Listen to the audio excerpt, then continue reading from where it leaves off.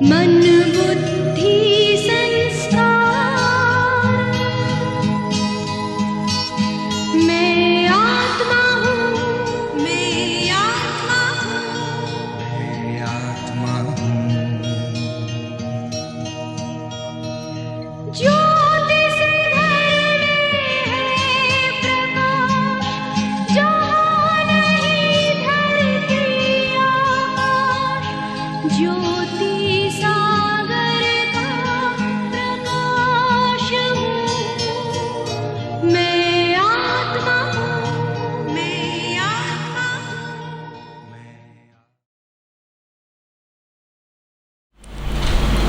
ओम शांति। मीठे बच्चे, बाप का प्यार लेना हो तो ఆత్మాభిమాని होकर बैठो। మధురమైన పిల్లలు, బాబా ప్రేమ పొందాలంటే ఆత్మాభిమాని అయ్యి కూర్చోండి। बाप से हम स्वर्ग का वर्षा ले रहे हैं, इस खुशी में रहो। బాబా నుండి మనము స్వర్గ వారసత్వం తీసుకుంటున్నామని ఖుషీలో ఉండండి। प्रश्न, संगम युग पर तुम ब्राह्मण से फरिश्ता बनने के लिए कौन सी गुप्त मेहनत करते हो? సంగమ యుగంలో మీరు బ్రాహ్మణుల నుండి ఫరిష్తాలు అవ్వడం కోసం ఎటువంటి గుప్తమైన శ్రమ చేస్తున్నారు? జవాబు, तुम ब्राह्मणों को पवित्र बनने की ही गुप्त मेहनत करनी पड़ती है। బ్రాహ్మణులైన మీరు పవిత్రులు అవ్వడం కోసమే గుప్తంగా శ్రమ చేయవలసి ఉంటుంది। तुम ब्रह्मा के बच्चे संगम पर भाई बहन हो। भाई बहन की गंदी दृष्टि रह नहीं सकती।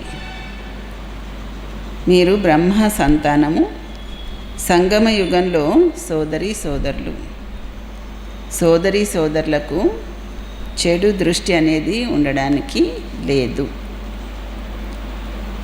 స్త్రీ పురుష साथ रहते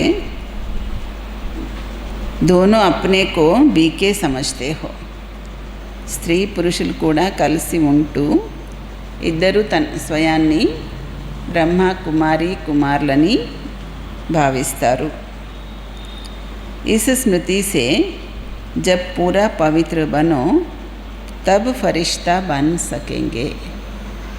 ఈ స్మృతితో పూర్తి పవిత్రులైనప్పుడే ఫరిష్తాలుగా కాగలరు। ओम शांति। मीठे मीठे बच्चों, अपने को आत्मा समझकर यहाँ बैठना है। మధురాతి మధురమైన పిల్లలు, స్వయాన్ని ఆత్మగా భావించి ఇక్కడ కూర్చోవాలి। यह राज तुम बच्चों को भी समझना है। आत्माभिमानी होकर बैठेंगे तो बाप के साथ प्यार रहेगा। మధురాతి మధురమైన పిల్లలు, స్వయాన్ని ఆత్మగా భావించి ఇక్కడ కూర్చోవాలి। ఈ రహస్యము మీరు కూడా అర్థం చేసుకోవాలి। ఆత్మాభిమాని హోకర్ బైఠేంగే తో ఆత్మాభిమాని అయ్యి కూర్చుంటే బాబాతో కూడా ప్రేమ ఉంటుంది। బాబా హమ్కో రాజయోగ్ సిఖలాతే హై। బాబా మనకి రాజయోగము నేర్పిస్తున్నారు। బాబా సే హమ్ స్వర్గ కా వర్షా లే రహే హై। బాబా నుండి మనము స్వర్గ వారసత్వం తీసుకుంటున్నాం। यह याद सारा दिन बुद्धि में रहे, इसमें ही मेहनत है। ఈ స్మృతి రోజంతా బుద్ధిలో ఉండాలి, ఇందులోనే శ్రమ ఉంది। यह घड़ी घड़ी भूल जाते हैं तो खुशी का पारा डल हो जाता है। ఇది మాటి మాటికి మర్చిపోతూ ఉంటే సంతోషం కూడా తగ్గిపోతుంది। ఏం మర్చిపోతే? బాబా నుండి మేము స్వర్గ వారసత్వం తీసుకుంటున్నాము అన్న విషయం మర్చిపోతే। यह याद सारा दिन बुद्धि में रहे, इसमें ही मेहनत है। ఈ స్మృతి రోజంతా ఉండాలి, అందులోనే శ్రమ ఉంది। बाबा सावधान करते हैं कि बच्चे देही अभिमानी होकर बैठो। బాబా సావధానం చేస్తారు, బచ్చే మీరు దేహి అభిమాని అయ్యి కూర్చోండి అని. స్వయాన్ని ఆత్మగా భావించండి. ఇప్పుడు ఆత్మ పరమాత్మ యొక్క మేళా కదా జరుగుతుంది. మేళా జరిగింది. ఎప్పుడు జరిగింది మేళా? ఎప్పుడు జరిగింది? తప్పకుండా కలియుగ అంతము సత్యయుగం ఆదిలోని సంగమయుగంలోనే జరిగింది. ఈరోజు బాబా ఈ టాపిక్ పైన పిల్లలకి వివరిస్తారు. మీరు కూడా టాపిక్ తప్పకుండా తీసుకోవాలి. ఉన్నతమైన భగవంతుడు, ఆ తర్వాత బ్రహ్మ విష్ణు శంకరులు, బాబా, మళ్ళీ దేవతలు. అంటే ఉన్నతోన్నతమైన భగవంతుడు బాబా తండ్రి, ఆ తర్వాత బ్రహ్మ విష్ణు శంకరులు देवतलु। मनुष्यों को यह पता नहीं है शिव और ब्रह्मा विष्णु शंकर का क्या संबंध है। మనుషులకి శివుడికి బ్రహ్మ విష్ణు శంకర్లకి సంబంధం ఏంటి అన్నది తెలియదు. ఎవరికి కూడా వాళ్ళ జీవిత చరిత్ర తెలియదు. త్రిమూర్తి చిత్రం అయితే బాగా ప్రసిద్ధి అయ్యింది. ఈ ముగ్గురు దేవతలు, కేవలము ముగ్గురిదే ధర్మం ఉండదు కదా. దేవతలు ఉన్నారంటే ముగ్గురు దేవతలది ముగ్గురిదే ధర్మమా? కాదు కదా. ధర్మం అయితే చాలా పెద్దగా ఉంటుంది. దేవతా ధర్మము. వీళ్ళు సూక్ష్మవతనవాసీలు, పైన శివబాబా ఉన్నారు. ముఖ్యమైన వాళ్ళు బ్రహ్మ విష్ణు. ఇప్పుడు బాబా వివరిస్తారు. మీకు కూడా మీరు టాపిక్ ఇవ్వాలి అంటే మీరు కూడా టాపిక్ ఇవ్వాలి. ఏమని టాపిక్ ఇవ్వాలి అంటే ఎవరైనా అడుగుతారు కదా, మీరు దేని గురించి చెప్తారు అని.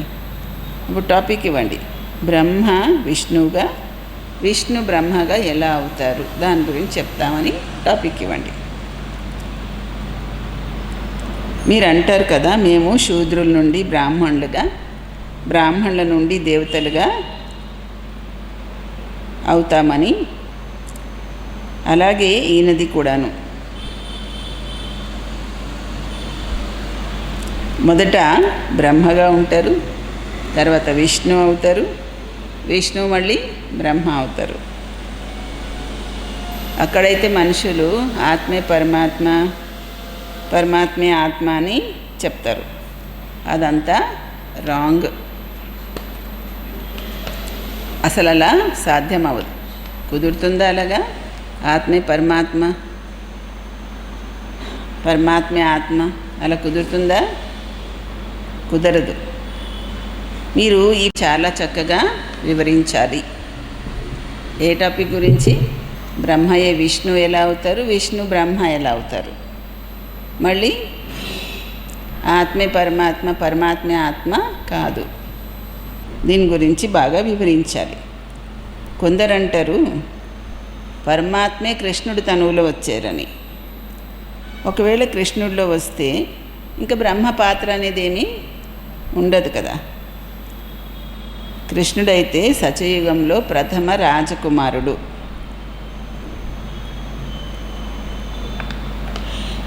అక్కడ పతితులు ఎలా ఉంటారు, అక్కడ వచ్చి ఎవరిని పావనంగా చేస్తారు? సత్యయుగంలో కృష్ణుడిలో వచ్చి అది అలా చెప్పడము చాలా పొరపాటే. ఈ విషయాలు కూడా మహారథి సర్వీసబుల్ పిల్లలే అర్థం చేసుకుంటారు. వేరెవరి బుద్ధిలోనూ ఈ విషయాలన్నీ ఎక్కవు. ఈ టాపిక్ అయితే ఫస్ట్ క్లాస్గా ఉంది. బ్రహ్మయే విష్ణు, విష్ణుయే బ్రహ్మగా ఎలా అవుతారు, వాళ్ళ జీవిత కథ కూడా చెప్తారు బాబా. ఎందుకంటే వీళ్ళకి కనెక్షన్ ఉంది. ఎవరికి? బ్రహ్మకి విష్ణుకి, విష్ణుకి బ్రహ్మకి కనెక్షను ఉంది. మొదలు పెట్టడమే అలా మొదలు పెట్టాలట. ఆ టాపిక్ గురించి చెప్పడము మొదలు పెట్టడమే అలా మొదలు పెట్టాలి. బ్రహ్మ విష్ణు ఒక క్షణంలో అవుతారు. విష్ణు నుండి బ్రహ్మ అవ్వడానికి 84 జన్మలు పడతాయి అని చెప్పాలి. ఇది చాలా అర్థం చేసుకోవాల్సిన విషయాలు. ఇప్పుడు మీరు బ్రాహ్మణ కులంలో ఉన్నారు. ప్రజాపిత బ్రహ్మ యొక్క బ్రాహ్మణ కులము ఏమైందంటే వాళ్ళు ఏమంటారు, ఏమవడం ఏంటి, ఉంది కదా అంటారు వాళ్ళు. ఆ బ్రాహ్మణ కులం నిజంగా బ్రాహ్మణుల్లా ఉన్నారా? ప్రజాపిత బ్రహ్మదైతే కొత్త ప్రపంచం ఉండాలి కదా. కొత్త ప్రపంచం అయితే సత్యయుగము. అక్కడేమో ప్రజాపిత లేరు. కలియుగంలో కూడా ప్రజాపిత ఉండరు. ఆయన సంగమ యుగంలో ఉన్నారు. ఎవరు? ప్రజాపిత బ్రహ్మ. మీరిప్పుడు సంగమ యుగంలో ఉన్నారు. శూద్రుల నుండి బ్రాహ్మణులుగా అయ్యారు. బాబా బ్రహ్మని అడాప్ట్ చేసుకున్నారు. శివబాబా ఈయనను ఏ విధంగా రచించారు ఇది ఎవరికీ తెలియదు. త్రిమూర్తి చిత్రంలో రచయిత శివబాబా యొక్క చిత్రమే లేదు. ఉంటే కదా తెలుస్తుంది భగవంతుడు ఉన్నతమైన వాడని, మిగతా అందరూ ఆయన రచన అని. అలా అప్పుడే కదా తెలుస్తుంది. శివబాబా రచయిత, ఆయన చిత్రం కూడా ఉంటే అప్పుడు అర్థమవుతుంది. మరి ఇది బ్రాహ్మణ సంప్రదాయం అయితే తప్పకుండా ప్రజాపిత బ్రహ్మ కూడా ఉండాలి. మరి ఆయన కలియుగంలోనైతే ఉండరు కదా బ్రహ్మ. సత్యయుగంలో కూడా ఉండరు. బ్రాహ్మణ దేవి దేవతాయ నమః అని అంటారు. మరి ఈ బ్రాహ్మణులు ఎక్కడి వాళ్ళు?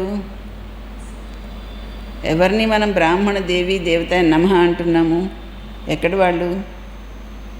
ప్రజాపిత బ్రహ్మ ఎక్కడివాడు? తప్పకుండా సంగమ యుగంలో వాళ్ళే, కలియుగంలో వాళ్ళు కాదు. సూక్ష్మలోకంలో బ్రహ్మ కాదు. ఇది పురుషోత్తమ సంగమ యుగము. ఈ సంగమ యుగాన్ని గురించి ఏ శాస్త్రాలలోనూ వర్ణన లేదు. మహాభారత యుద్ధం కూడా సంగమ యుగంలోనే జరిగింది. సత్యయుగంలో కానీ కలియుగంలో కానీ కాదు.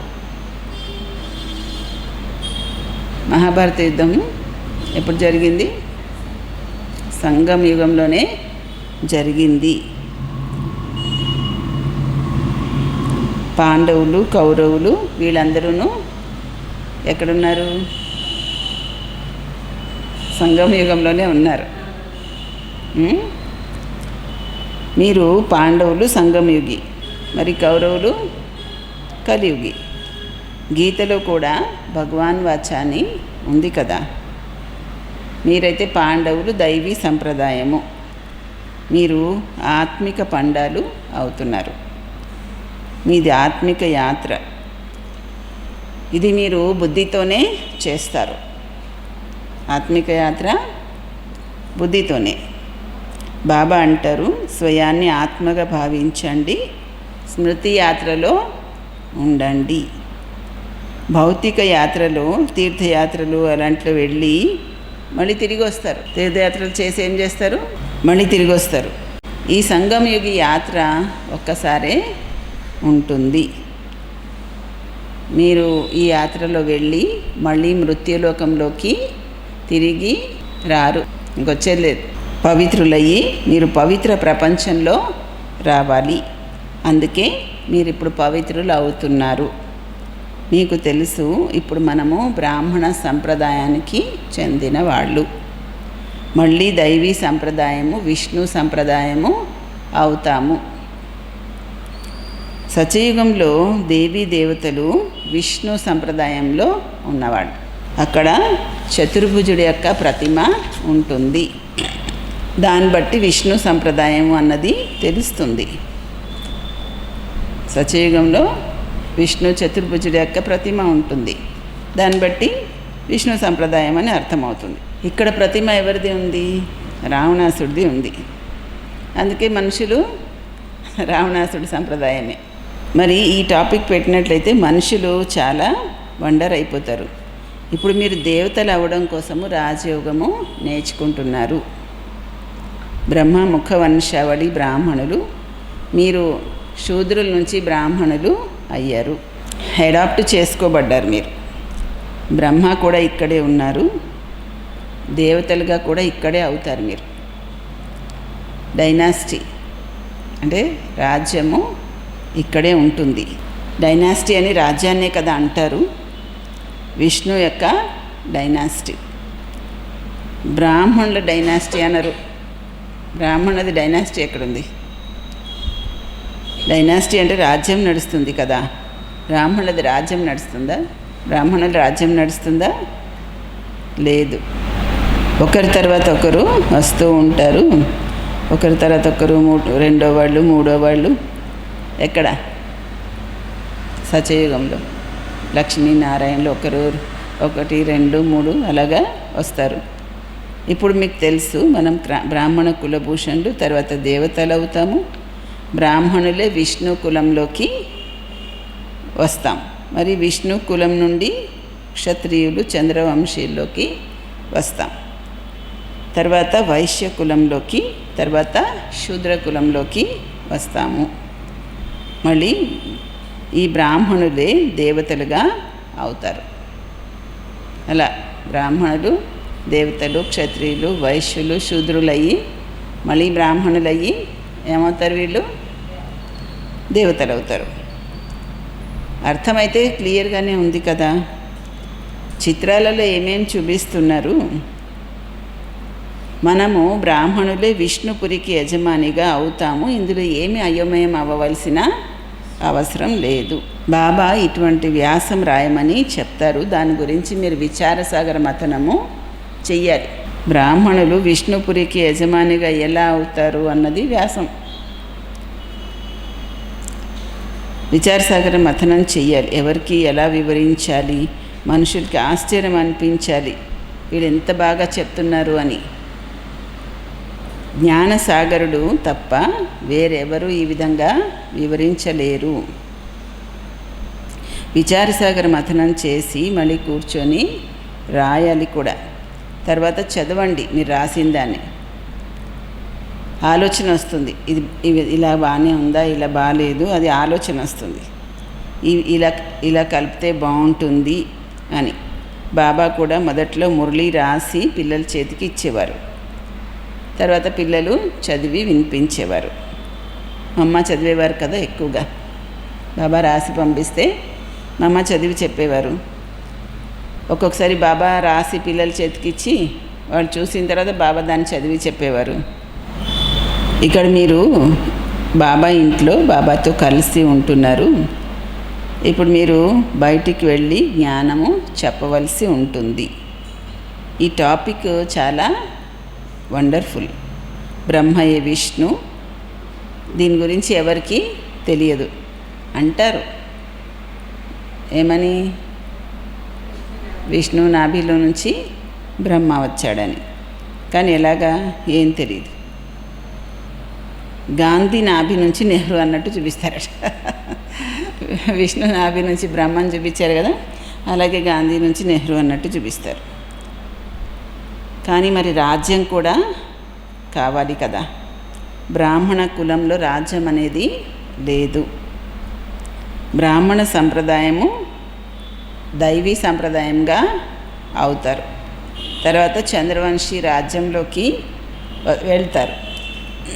తర్వాత వైశ్యవంశంలోకి వెళ్తారు. ఈ విధంగా ప్రతి ఒక్కరిది రాజ్యము నడుస్తుంది. నిర్వికారి ప్రపంచము. కలియుగం వికారి ప్రపంచం. ఈ రెండు మాటలు కూడా ఎవరికి బుద్ధిలో ఉండడం లేదు. లేకపోతే తప్పకుండా ఈ విషయాలన్నీ బుద్ధిలో ఉండాలి. ఎలా వికారి ప్రపంచము నిర్వికారిగా అవుతుంది?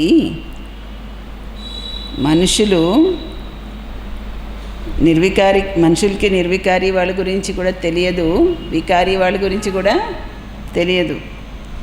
మీకు బాబా వివరిస్తున్నారు దేవతలు నిర్వికారిగా ఉన్నారు అని.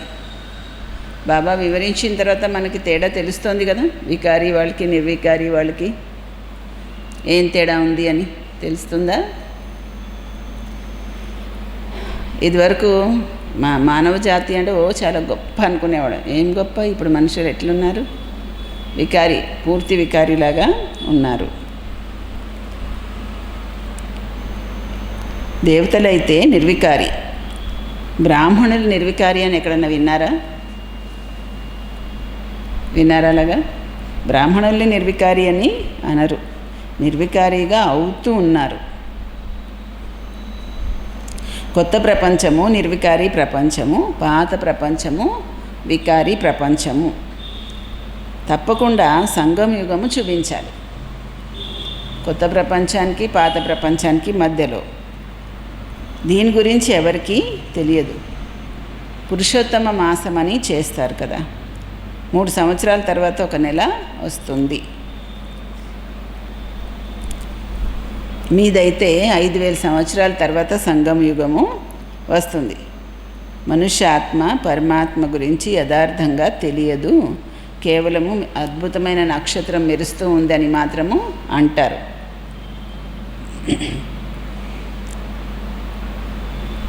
ఏం చూపిస్తారంటే, రామకృష్ణ పరమహంస శిష్యుడు వివేకానందుడికి గురువు ఎదురుగా కూర్చొని ఉంటే జ్యోతి స్వరూపం కనిపించింది అన్నట్టు చెప్తారు కదా. గురువు ఎదురుగా కూర్చొని కూడా ధ్యానం చేస్తూ ఉండేవారు కదా. ఇప్పుడు బాబా ఏమంటున్నారు? నన్ను ఒక్కడే జ్ఞాపకం చెయ్యండి అని. వివేకానందుడు అయితే గురువు ఎదురుగా కూర్చొని ధ్యానం చేసేవాడు. మరి మనము ఒక నిరాకారి శివ బాబాని స్మృతి చేయాలి. ధ్యానము అలాంటి విషయాలు ఏమీ కాదు. గురువుల్ని జ్ఞాపకం చేస్తాము మనము? గురువుల్ని కాదు కదా. ప్రత్యేకించి కూర్చుంటే స్మృతి వచ్చేస్తుందా? బాబా అడుగుతున్నారు. గురువు ఎదురుగా వెళ్ళి కూర్చుంటే ఏమైనా స్మృతి వచ్చేస్తుందా? గురువులు మహిమలు చూపించేవాళ్ళు. కొంతమంది గురువులు శిష్యుల యొక్క బృక్టిలో ఇలా నొక్కగానే వాళ్ళకి శరీరాన్ని మర్చిపోయి ఆత్మ అనుభూతి అయిపోయేది. మా గురువుగారు ఎంత గొప్ప అని అనుకునేవారు. ఆయనకి గురువు పైన భావన ఉంది, భగవంతుడిని చూశాను అని భావన కలిగింది. ఆయన ఆత్మ ఆయన శరీరంలోంచి వచ్చేసి నాలో లీనమైపోయింది అన్నట్లుగా అనుభవం అయింది. అయితే మరి ఆయన ఆత్మ ఎక్కడికి వెళ్ళింది, ఎక్కడ వెళ్ళి కూర్చుంది, తర్వాత ఏం దాని గురించి వర్ణన లేదు. భగవంతుడు సాక్షాత్కారం అయిపోయింది అని వివేకానందుడు కూడా సంతోషించారు. భగవంతుడు అంటే ఎవరు? అది ఎవరికి తెలియదు. బాబా వివరిస్తున్నారు. మెట్ల చిత్రం గురించి కూడా మీరు వివరించాలి. ఇది భక్తి మార్గము, మీకు తెలుసు. ఒకటి భక్తి యొక్క నావ, రెండోది జ్ఞానం యొక్క నావ. జ్ఞానం వేరు, భక్తి వేరు. బాబా అంటారు, నేను మీకు కల్పపూర్వం కూడా జ్ఞానాన్ని ఇచ్చాను, విశ్వ యజమానిగా తయారు చేశాను. ఇప్పుడు మీరు ఎక్కడున్నారు? పిల్లల బుద్ధిలో జ్ఞానమంతా ఉంది. ఎలా రాజ్యం స్థాపన అవుతుంది, ఎలా వృక్షం పెరుగుతుంది, పుష్పగుచ్చం ఉంటుంది కదా. ఈ సృష్టి రూపీ వృక్షము ఒక పుష్పగుచ్చం అన్నమాట. మధ్యలో మీ ధర్మము, తర్వాత దీని నుండి 3 ధర్మాలు వస్తాయి, తర్వాత వాటి నుండి వృద్ధి అవుతూ ఉంటాయి. మరి ఈ వృక్షాన్ని కూడా జ్ఞాపకం చెయ్యాలి కదా. ఎన్ని కొమ్మలు రెమ్మలు మొదలైనవన్నీ వస్తూ ఉంటాయి. చివరిలో వచ్చే వాళ్ళది విలువ కూడా ఉంటుంది. మరి లాస్ట్లో వచ్చే వాళ్ళది మెరుపులు ఉంటాయి కదా.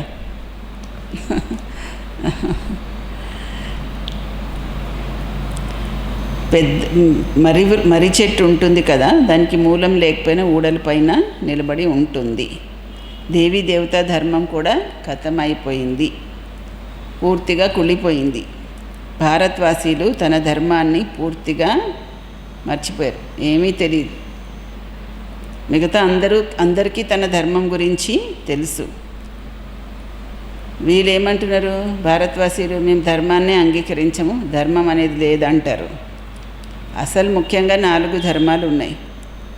చిన్న చిన్న ధర్మాలు చాలా ఉన్నాయి. ఈ వృక్షము సృష్టి చక్రం గురించి మీకు ఇప్పుడు తెలుసు. దేవీ దేవతా ధర్మం యొక్క పేరే లేకుండా చేసేశారు. మళ్ళీ బాబా దాన్ని స్థాపన చేసి మిగతా అన్ని ధర్మాలని వినాశనము చేసేస్తారు. ఏం చేస్తారు బాబా? ఇప్పుడు దేవీ దేవతా ధర్మమే పేరు లేకుండా చేసేశారు. ఇప్పుడు బాబా ఏమో మళ్ళీ దేవతా ధర్మాన్ని స్థాపన చేసి మిగతా అన్ని ధర్మాల్ని వినాశనము చేయిస్తారు. సృష్టి చక్రం గురించి కూడా తప్పకుండా వివరించాలి. ఇది సత్యయుగము, ఇది కలియుగము. కలియుగంలో ఎన్ని ధర్మాలు ఉన్నాయి? సత్యయుగంలోనైతే ఒకే ఒక ధర్మం ఉంటుంది. ఒకే ధర్మం స్థాపన, అనేక ధర్మాల వినాశనము ఎవరు చేయిస్తారు? ఎవరు చేయిస్తారు? భగవంతుడు తప్పకుండా ఎవరో ఒకరి ద్వారా చేయిస్తారు కదా. బాబా అంటారు, బ్రహ్మ ద్వారా ఆది సనాతన దేవీ దేవతా ధర్మం యొక్క స్థాపన చేయిస్తాను అని. బ్రహ్మయే విష్ణుపురిలో దేవతగా అవుతారు. సంగమ యుగంలో మీరు బ్రాహ్మణులు గుప్తంగా శ్రమ చేయవలసి ఉంటుంది. మీరు బ్రహ్మ పిల్లలు. సంగమ యుగంలో సోదరి సోదరులు. చెడు దృష్టి అనేది సోదరి సోదరులకు ఉండడానికి వీల్లేదు. స్త్రీ పురుషులు స్వయాన్ని బ్రహ్మ కుమారి కుమారులుగా భావిస్తారు. ఇందులో చాలా శ్రమ ఉంటుంది. స్త్రీ పురుషుల ఆకర్షణ ఎటువంటిదంటే తాకకుండా ఉండలేరు. ఇక్కడ సోదరి సోదరులని తాకడమే లేదు. లేకపోతే పాపం యొక్క ఫీలింగ్ వస్తుంది. ఒకవేళ సోదరి సోదరులని అటువంటి భావనతో తాకితే కనుక పాపం యొక్క ఫీలింగ్ వస్తుంది. మనము బ్రహ్మకుమారి కుమారులు ఈ విషయాన్ని మర్చిపోతే ఏమవుతుంది? మనం బ్రహ్మకుమారి కుమారులు అన్న విషయాన్ని మర్చిపోతే ఖతమైపోతారు. ఇందులో చాలా గుప్తంగా శ్రమ ఉంది. యుగల్స్గా అయ్యి ఉండొచ్చు, కానీ ఏం తెలుసు? మేము బ్రహ్మకుమారి కుమారులు అంటే ఎవరికి మాత్రం ఏం తెలుసు? బయట ఎవరికైనా కూడా వాళ్ళకి తెలుసు మేము బ్రహ్మకుమారి కుమారులు ఫరిష్తాగా అవుతాము అని. మేము ఒకరినొకరు దేహ దృష్టితో తాకకూడదు అని. ఈ విధంగా నడుస్తూ నడుస్తూ సూక్ష్మవతన్వాసి ఫరిష్టాలుగా అవుతారు. అంటే ఎవరైనా జ్ఞానులు నడుస్తున్నారు, వాళ్ళు బ్రహ్మకుమారి కుమారులు సోదర భావంతో మేము బ్రాహ్మణులు ఫరిష్టాలు అవుతామని అనుకుంటారు. వేరే వాళ్ళకి ఎవరికి తెలుసు? ఇవన్నీ ఏం తెలియవు కదా. వీళ్ళు ఈ విధంగా జీవిస్తూ ఫరిష్టాలుగా అయిపోతారు.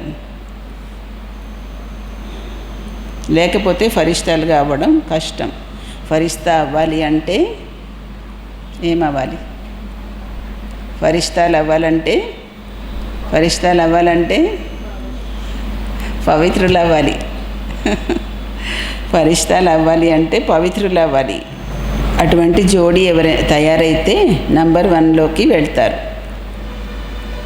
కొంతమంది ఏమంటారట, ఈ దాదా అయితే అన్నీ అనుభవించిన తర్వాత ఎప్పుడో లాస్ట్లో సన్యాసం చేశాడు అని అంటారట. కానీ ఇప్పుడే దంపతులైన వాళ్ళకి చాలా కష్టము పవిత్రులు అవ్వడం అని చెప్తారట. అలా నడవచ్చు. నడవాలంటే మాత్రం జ్ఞానం యోగం బాగా బుద్ధిలో ఉండాలి. చాలామందిని మన సమానంగా తయారు చేస్తే రాజా రాణిగా అవ్వగలము. ఒకే విషయం కాదు కదా ఈ జ్ఞాన మార్గంలో ఉంటా. బాబా అంటున్నారు, మీరు శివబాబాని స్మృతి చేయండి, ఈయన ప్రజాపిత. చాలామంది ఎలా ఉన్నారంటే మాకు ఈయనతో పని ఏంటి, మాకు శివబాబాతో పని అంటారు.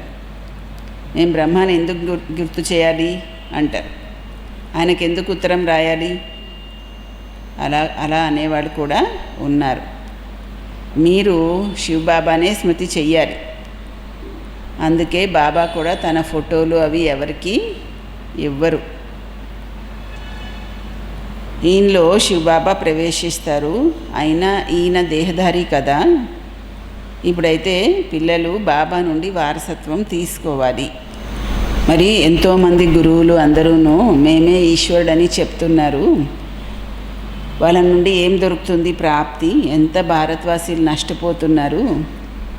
భారతవాసీలు పూర్తిగా దివాలా తీశారు. మనుషులందరినీ ఈశ్వరుడు రూపం అనుకొని వాళ్ళ వెనకాల తిరిగి ఏం పొందారు? ఏమీ పొందలేదు. పూర్తిగా భారతవాసీలు దివాలా తీశారు. ప్రజలలో కూడా భిక్ష అడుగుతూ ఉన్నారు. ప్రజల నుండి కూడా భిక్ష అడుగుతున్నారు.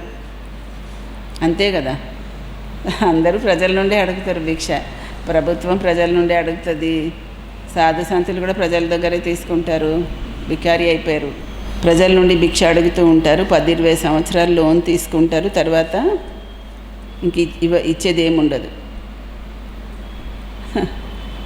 ఈ ఆట అంతా ఖతం అయిపోతుంది. ఎన్నో ఆపదలు నెత్తి మీద ఉన్నాయి.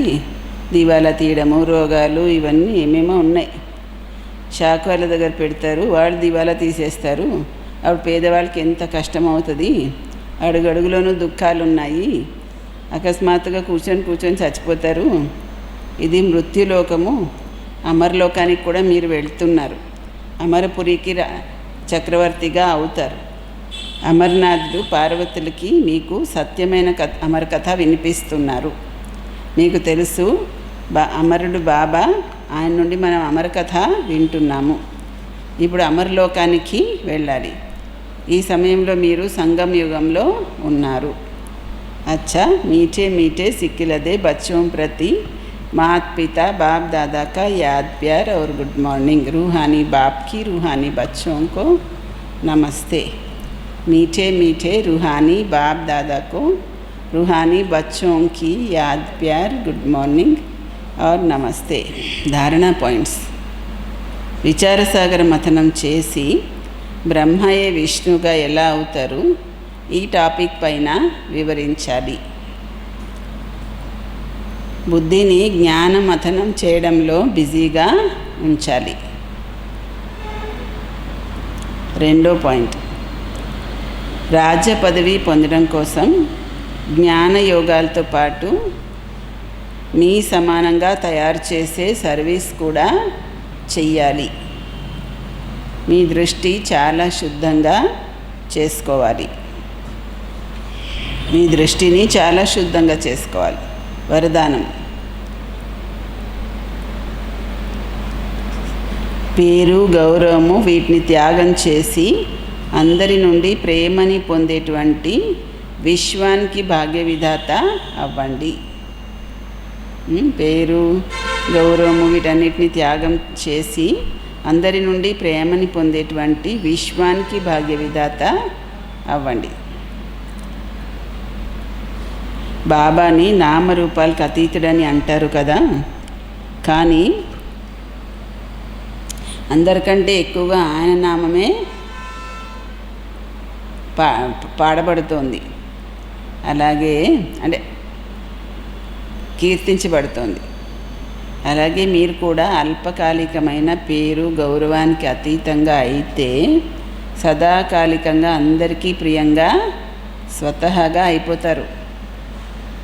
పేరు, గౌరవం ఇలాంటి వాటికి మీరు అతీతంగా అయిపోతే సదాకాలికంగా అందరికీ ప్రియంగా స్వతహాగా అయిపోతారు.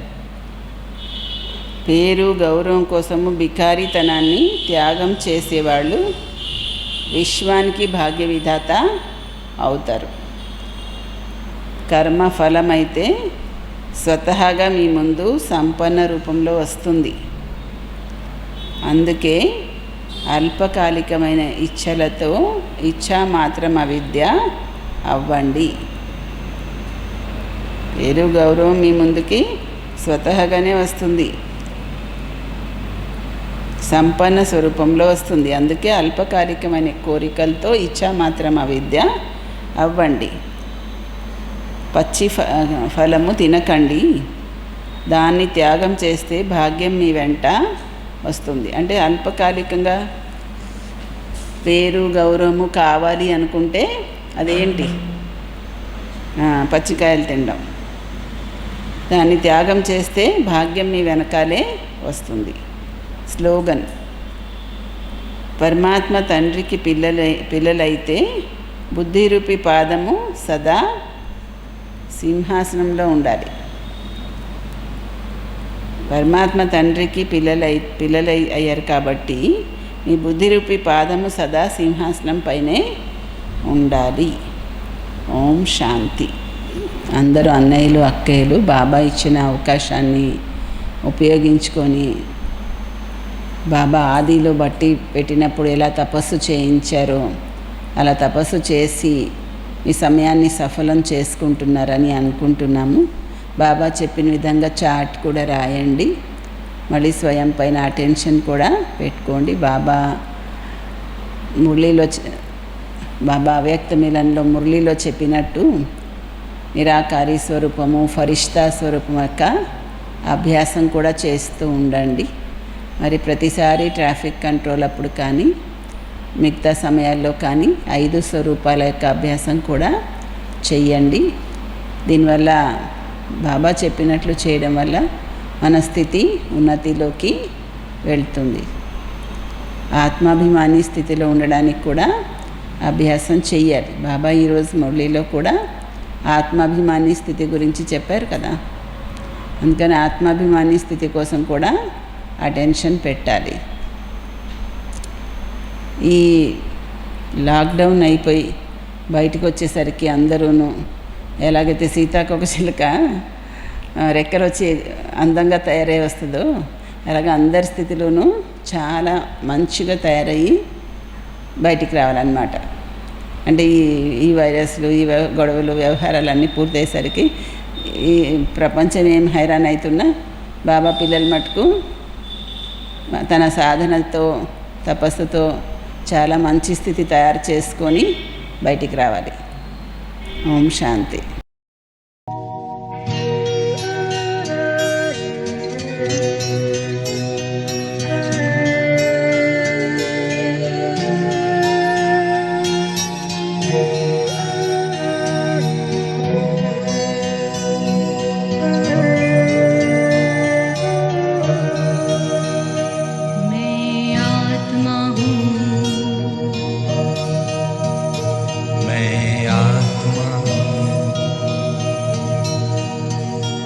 मेरी शक्तियाँ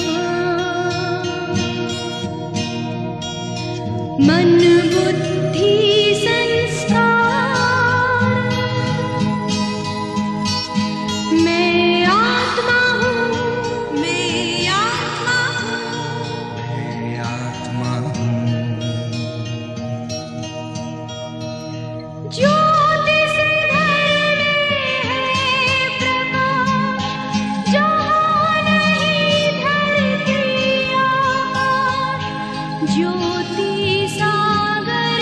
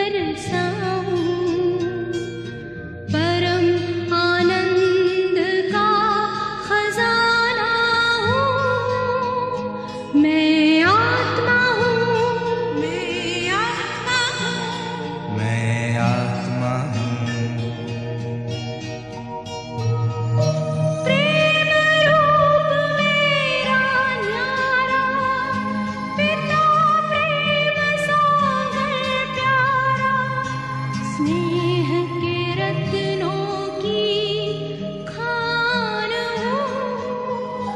मैं आत्मा हूँ, मैं आत्मा हूँ, मैं आत्मा हूँ। पवित्रता में मैं सरताज, मेरे घर में पावन राज, पावन पिता की मैं आन हूँ। मैं आत्मा हूँ, मैं आत्मा हूँ, मैं आत्मा हूँ।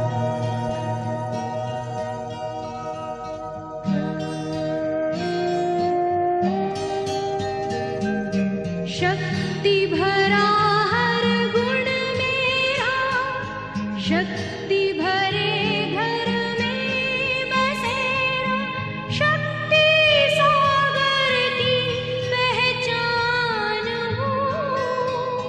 मैं आत्मा हूँ, मैं आत्मा हूँ, मैं आत्मा हूँ। मुझ में भरे हैं गुण अपार, गुण सागर ने किया श्रृंगार, गुणों का मैं करती दान हूँ। मैं आत्मा हूँ, मैं आत्मा हूँ, मैं आत्मा हूँ। मैं आत्मा हूँ।